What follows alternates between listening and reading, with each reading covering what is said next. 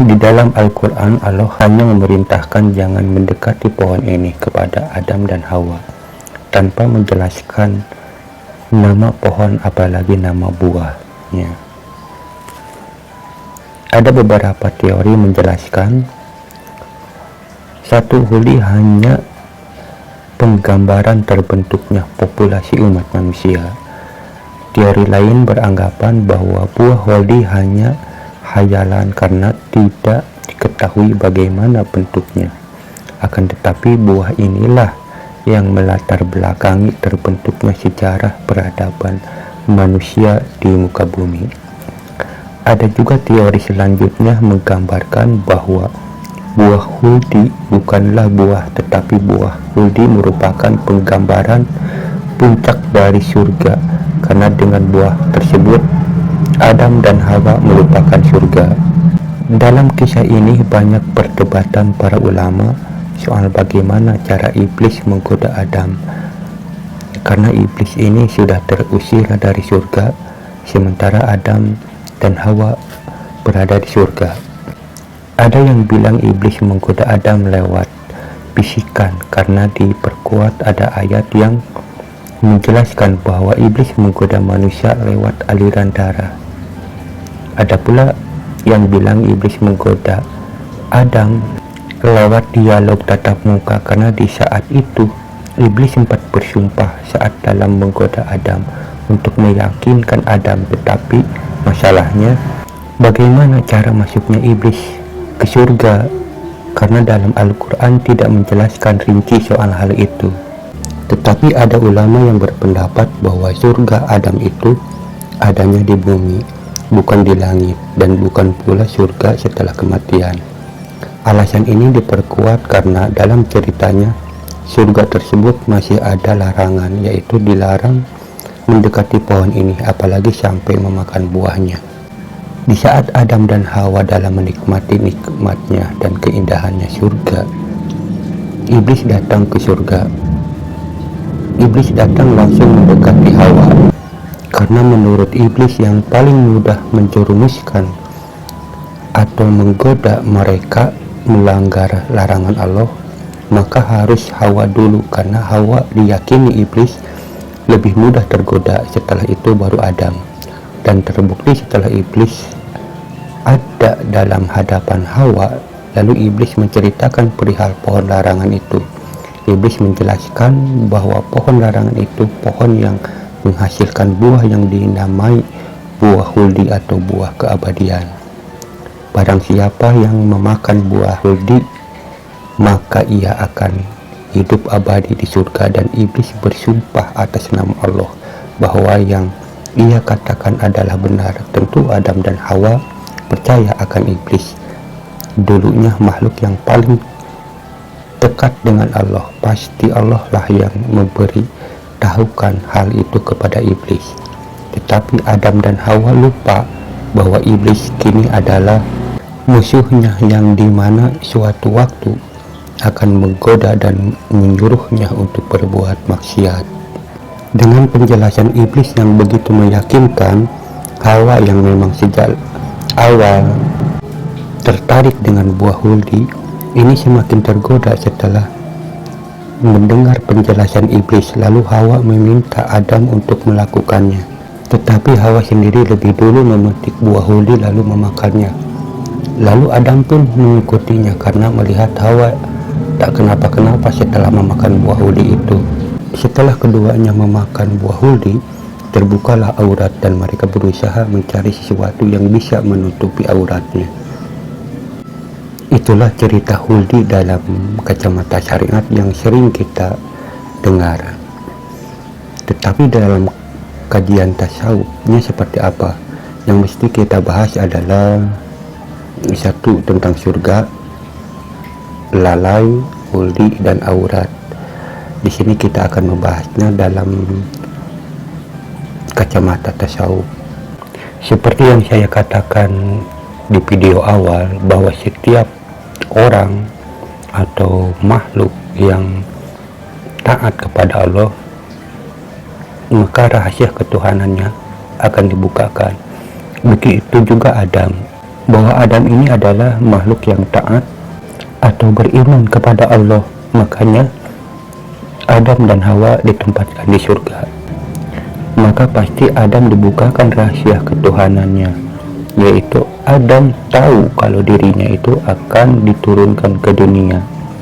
Tetapi Adam tidak tahu secara rincinya proses atau sebab-sebab yang akan terjadi sehingga Adam diturunkan ke dunia. Rahasia ketuhanan dibukakan bagi orang tasawuf sudah tidak asing kita dengar, seperti yang terjadi kepada Imam Ghazali. Imam Ghazali mengetahui akan kematiannya, sehingga sebelum dia meninggal, dia menyuruh saudaranya untuk membeli kain kafan, lalu dia mandi, lalu dia membungkus dirinya dengan kain kafan itu, lalu dia meninggal. Hal itu sudah tidak aneh bagi orang-orang tasawuf.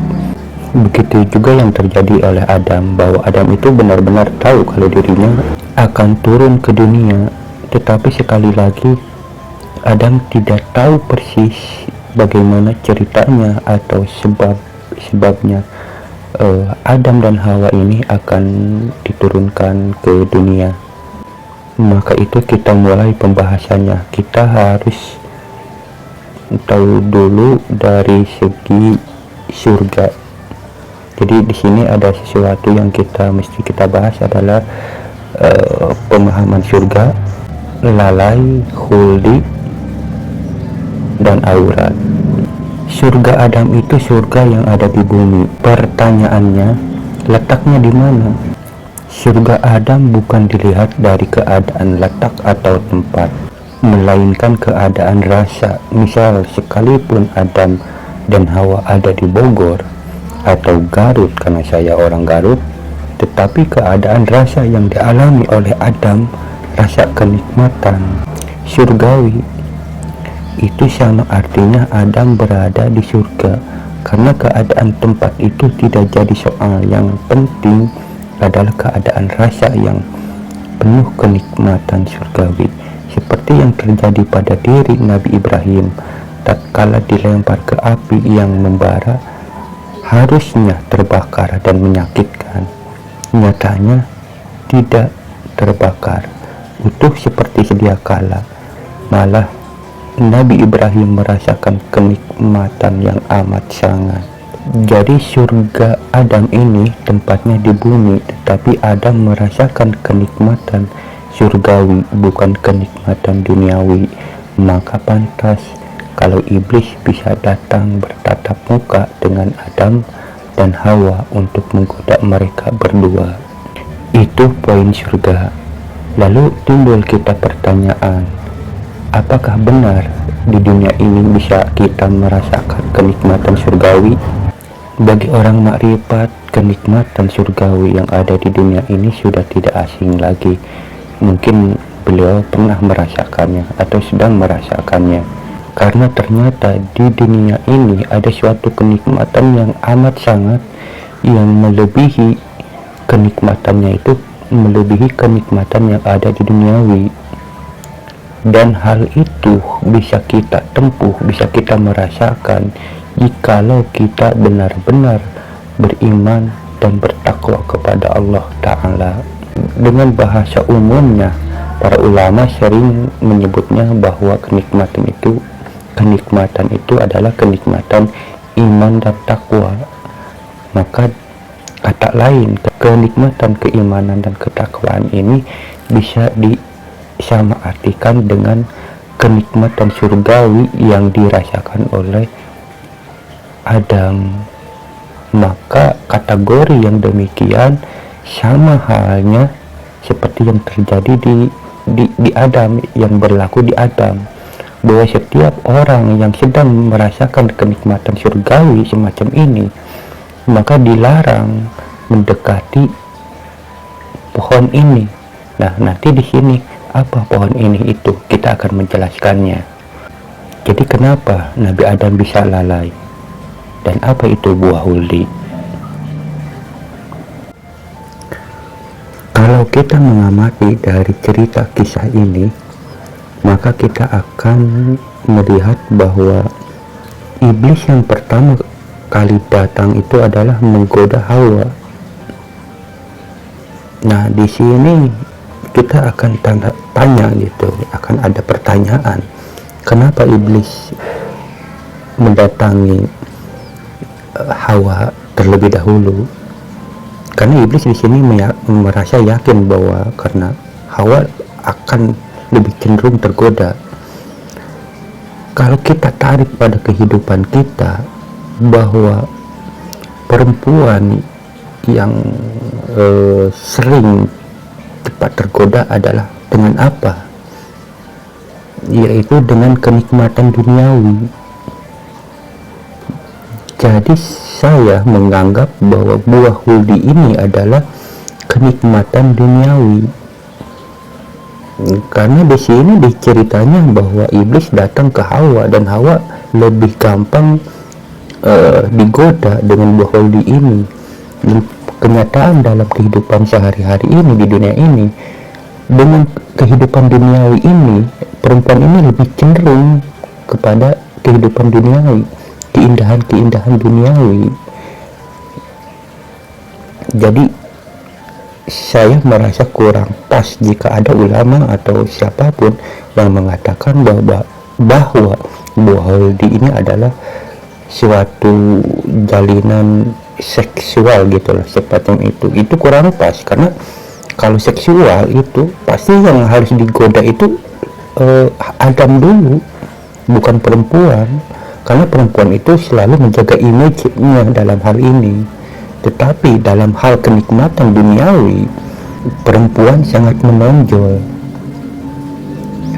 Jadi yang dimaksud kenikmatan duniawi ini bukan hanya seks saja, jadi keindahan baik materi atau apa, itu keindahan semacam itu. Ini nomor satu bagi perempuan. Bahkan ada keterangan bahwa nafsu ini dikuasakan atas perempuan. Jadi nafsu di sini adalah segala kenikmatan yang ada di duniawi bagi perempuan itu sangat diinginkan gitu, sangat terpengaruh. Nah, begitu Hawa sudah terpengaruh dengan pujukan iblis untuk menikmati kenikmatan duniawi, maka Adam pun ikut menikmati kenikmatan duniawi ini. Dan memang biasanya laki-laki itu akan mengikuti perempuan. Lalu timbul pertanyaan, letak kelalaiannya Adam dan Hawa di mana?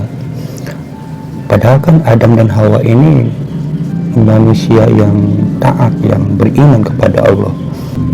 Seperti yang saya jelaskan dari awal, setiap manusia yang condong ke selain Allah, maka ini akan menimbulkan kelalaian. Maka Allah memerintahkan kepada Adam dan Hawa ini untuk jangan mendekati pohon ini, tidak dengan kata untuk memakan. Jadi artinya jangan condong ke duniawi. Dan Allah itu sebenarnya tahu apa yang ada di hati Adam dan Hawa. Mereka ini sudah tertarik dengan kenikmatan buah huldi atau kenikmatan duniawi ini. Maka Allah melarang mereka berdua untuk mendekatinya. Sementara iblis tahu apa yang ada di pikiran Adam dan Hawa, apalagi di pikiran Hawa. Mereka menginginkan buah huldi ini atau kenikmatan duniawi ini, maka iblis menggoda Hawa lebih dulu, lalu Adam. Sesungguhnya iblis itu tidak akan pernah mampu menggoda manusia jikalau di pikiran manusia itu tidak ada hal kecenderungan atau hal sesuatu yang kita pikirkan. Jadi iblis ini hanya memperkuat apa yang diinginkan oleh manusia. Jadi di saat manusia berpikir ke sesuatu arah, maka iblis akan mengikuti arah itu untuk merekayasa. Jika yang dipikirkan adalah sesuatu yang baik, maka yang baik ini akan digelincirkan menjadi sesuatu yang buruk.